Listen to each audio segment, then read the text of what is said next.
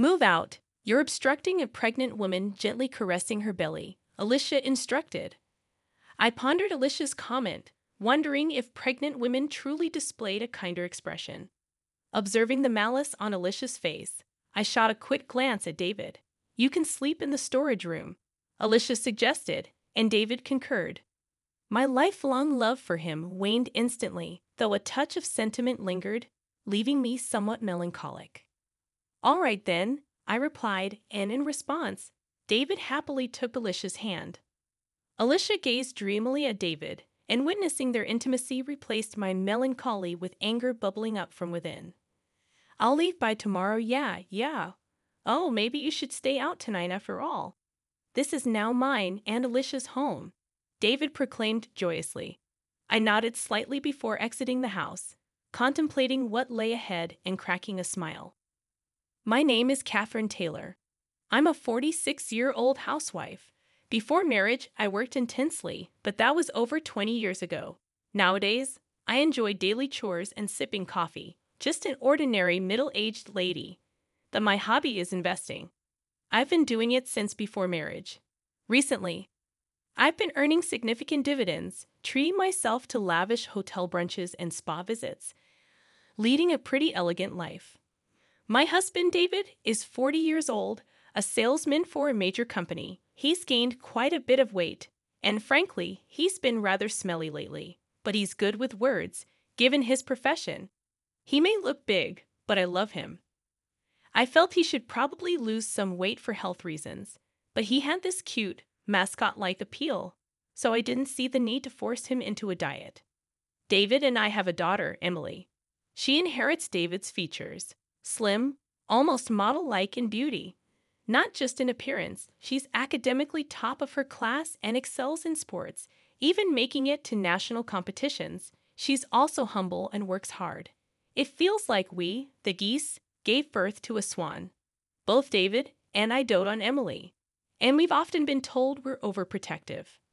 David has a bit of a weak spot for younger women, but he chose to marry an older woman like me and cherished our family. So I thought a little wandering gaze here, and there was inevitable. We lived in a condo we bought around the time Emily was born, but it was getting old, and they were considering raising the maintenance fees. Recently, amidst all this, Emily decided to share an apartment near her college. At the same time, one of my relatives approached us about inheriting a now vacant house. David and I decided to renovate that house and move there. But who could have known that this would cause issues between David and me, which have been smooth sailing up until then? The condo we had was a 4-bedroom, including a guest room, but the new house is just 2 bedrooms. Although it's smaller than before, considering our retirement, we made it a single story, and it's been very comfortable. One of the rooms, which serves as a study and a guest room, can be divided to make an additional room for Emily if she ever comes back.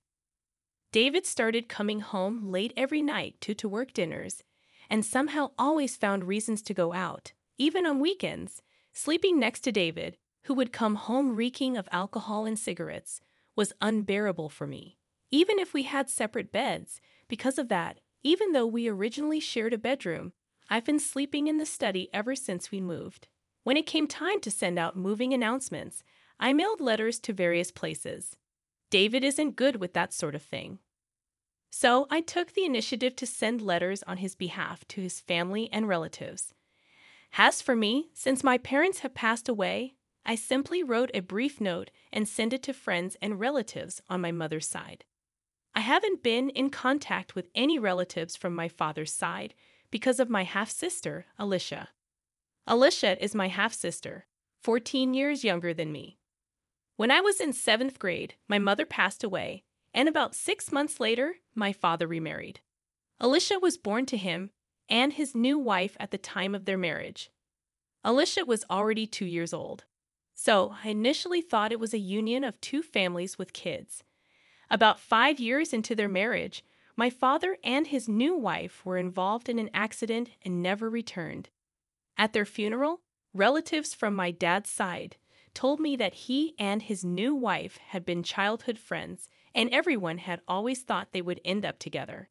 However, My mom had set them up through her boss, and my dad felt he couldn't refuse, leaving his childhood friend out in the cold.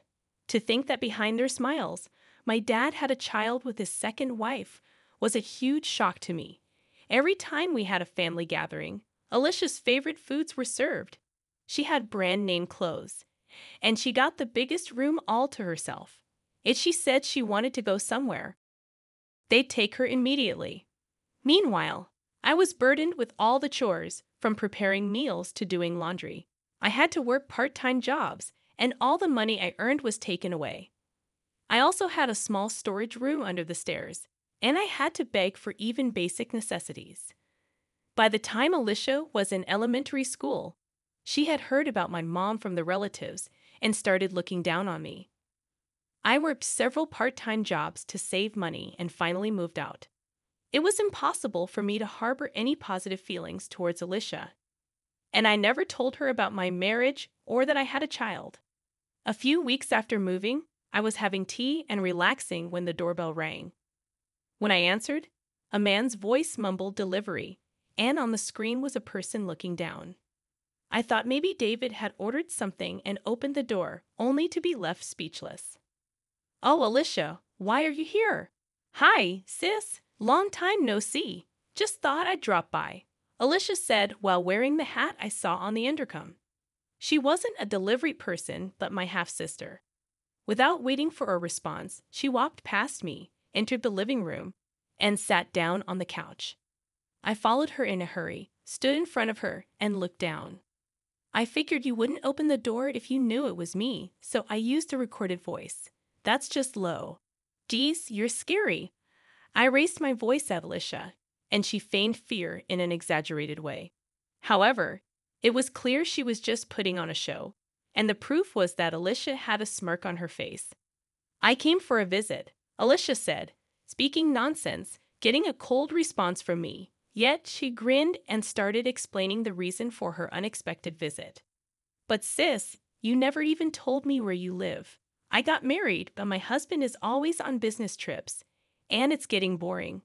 Plus, once my belly starts getting bigger, moving around becomes a hassle, right? Everyone told me to come stay with you. Just go home. I don't even want anything to do with you." "Well, too bad. I already came here planning to stay with you." Listening to Alicia's audacious words only irked me further. Under my breath, I muttered, "Typical of a kleptomaniac's daughter." Hearing that, my anger reached its peak. "Get out. I never want to see your face again." "What's all the fuss about?" "People outside can hear you," David said. I was at a loss for words, surprised by David's unexpected return at such an odd hour. As I struggled to explain, Alicia stood up and walked over to David, intertwining her arm with his. David didn't seem to mind. In fact, he looked quite pleased. "Oh, Alicia here. Welcome, David. My sister was being mean.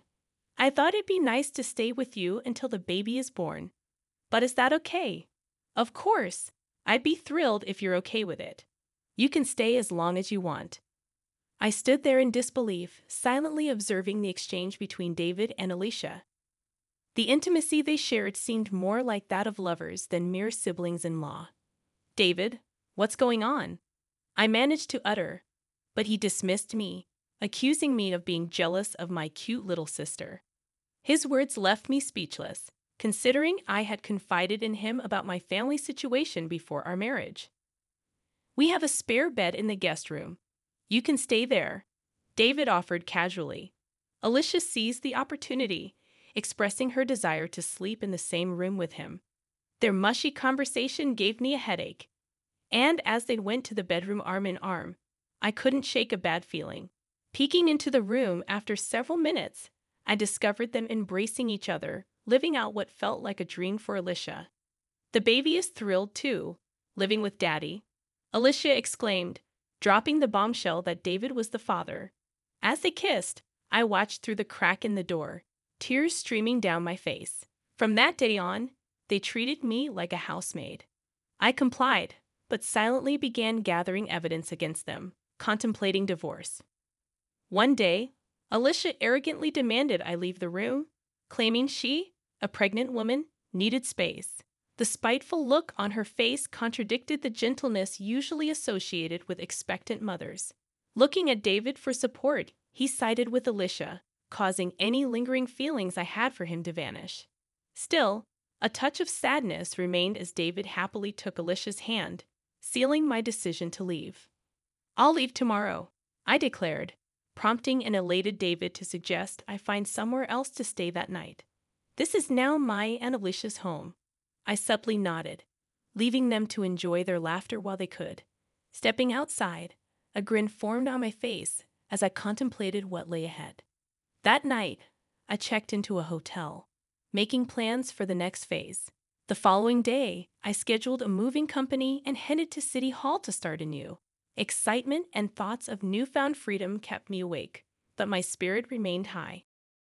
To my surprise, upon returning home, I found the moving company already confused, as the house appeared empty. A small box with a note greeted me, containing some of my cherished belongings carelessly thrown in. Adding insult to injury, David's wedding ring lay at the bottom of the box. Anger surged within me as I discovered the house in disarray, with evidence of David and Alicia's escapades. I led the movers to pack their belongings, then found a note on the dining table announcing David and Alicia's 6-day trip abroad and requesting the house to be cleaned. The note mentioned that the divorce would be finalized upon their return. David's utter self-centeredness left me dumbfounded, but his absence made executing my plan much easier, and secretly grateful that I had the movers pack all my belongings. I left David's wedding ring on the kitchen counter before departing the house. After some contemplation, I purchased a place near Emily's university, which happened to be on sale. The one-bedroom apartment was cozy, and I cherished the solitude it offered. On the day David and Alicia were set to return, my phone incessantly rang. Without checking, I knew it was them. Answering with a nonchalant hello, I was met with David's frantic voice demanding an explanation. "What the hell is going on?" he shouted. Remaining calm, I replied, "What do you mean? What's going on?" David, fuming, informed me that the house was gone. Bursting into laughter, I explained, "Well, it was my house, and if I'm not going to live there, why keep it? We were living there, weren't we? Don't worry, everything's safely stored in a storage unit. I'll text you the location and access code." David demanded I bring back the house, but I retorted that it was under my name, and the money used to build it was from my investments, not a dime from him. David seemed to recall his lack of involvement when the house was built, a fact he had conveniently forgotten. Claiming the baby to be his niece or nephew, David pleaded for me to do something about the house, as Alicia was in a tough spot. I informed him that I had known about their relationship since Alicia barged into our house. I had been gathering evidence, including recordings from a high-end baby monitor Alicia had me buy during a fit. The monitor captured everything, even in the pitch dark. Upon revealing this, David was at a loss for words. Cheerfully, I mentioned that the mailbox might have something for him. David checked it, discovering a certified mail. I explained that it was about the payment, and there was one for Alicia too. Unfazed, I insisted it was compensation for their betrayal. Ignoring his plea to talk to his lawyer, I ended the call. A barrage of calls followed, which I ignored. My old phone, used for evidence, wouldn't be an issue if left alone. After an hour of incessant calling, David seemed to give up. The attorney reached out, sounding weary. The next morning, a relative from my father's side called on my new phone, likely having obtained the number from Alicia. Expecting scolding, I recorded the call. The relative demanded an apology to Alicia, who was pregnant, and insisted on a new house as compensation. Unyielding, I refused to apologize to the woman who had an affair with my husband. I asserted that Alicia should apologize and pay compensation. When accused of being a kleptomaniac's child, I retaliated, stating that Alicia's actions were reflective of her father's betrayal.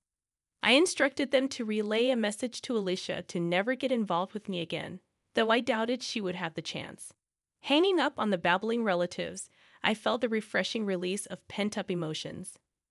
I contacted my lawyer, determined to bring Alicia and David to justice. The thirst for revenge lingered until I witnessed the dumbfounded expressions on their faces during our discussion at the lawyer's office. Alicia appeared utterly miffed, while David wore a grumpy expression, showing no remorse. Surprisingly astounded, rather than angry at their self-centered comments, I laid out divorce papers in front of them, accompanied by another set, the marriage license, offering a reduction in compensation if they signed the latter. David snatched the pen from me and signed without hesitation. Alicia, smirking, followed suit. Placing the signed documents in a folder, I gave them a big smile. "I'll submit these to the county office," I announced. Alicia, with a dumbfounded expression, tried to argue, but I revealed that the divorce was already finalized in mediation the day before. Her lack of awareness stemmed from disregarding multiple summonses. As Alicia and David processed this information, I dropped another bombshell: the possibility of David denying the father-child relationship with the unborn child. Alicia stared in shock, and David, realizing the potential consequences, looked pale. Between compensation and child support for another man's baby, I wished them luck. However, David attempted to reconcile, citing Emily's presence. Just as he changed his tune, the lawyer's office door swung open, revealing Emily. Her harsh words stunned David, frozen in shock, while Alicia, insulted, shook with rage. Emily cut ties with David, expressing her intention to live with me, referring to Alicia as that loose woman. Unable to respond, Alicia faced Emily's verbal onslaught. I delivered the final blow, revealing David's financial limitations and asserting ownership of the house and car. Alicia's plan to extract money seemed to unravel, leaving her pale and stunned. As I left with my lawyer and Emily, I left them to their newfound reality. That evening, having dinner with Emily for the first time in a while was delightful. I filed for divorce, and around the time Alicia's waiting period for remarriage had passed, David and Alicia submitted their marriage license. The witness section bore my signature, along with Alicia's ex-husband, who had shared crucial information.